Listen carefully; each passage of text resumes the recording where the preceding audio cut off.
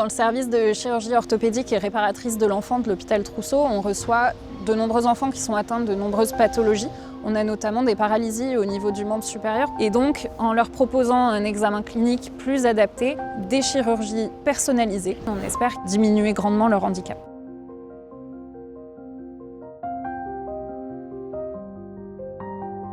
On s'est rendu compte dans notre pratique quotidienne qu'on manquait d'objectivité sur les examens cliniques de l'épaule chez l'enfant et du membre supérieur. Le goniomètre, les mesures qu'on fait, elles ont une part de subjectivité puisqu'on doit viser la verticale ou l'horizontale pour certaines mesures. Il y a quand même des différences inter-observateurs. Il y a 2 ans, il y a cette nouvelle méthode d'examen clinique vidéo assisté qui a été validée chez l'adulte et qu'on essaye de retransposer donc chez l'enfant.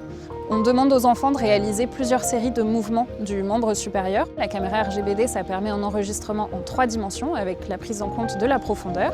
Et donc cette caméra est reliée au logiciel ShoulderLog développé par l'entreprise Bicom, qui donc, avec l'intelligence artificielle, analyse le mouvement et détermine l'angle formé par le bras par rapport au corps. On a besoin d'un ordinateur avec le logiciel, d'une caméra qui ne coûte pas très cher, d'un pied de caméra, et à partir de là, on peut réaliser l'examen n'importe où. On a pu tester la méthode sur 41 enfants qui sont considérés comme sains. L'objectif, c'est d'en recruter 150 pour permettre la validation de la technique à proprement parler. La suite, ce sera donc de le tester sur des enfants pathologiques pour vérifier qu'on garde quand même cette précision. Et puis à terme, ça sera bien évidemment de le diffuser dans différents hôpitaux à l'échelle nationale et on l'espère internationale également.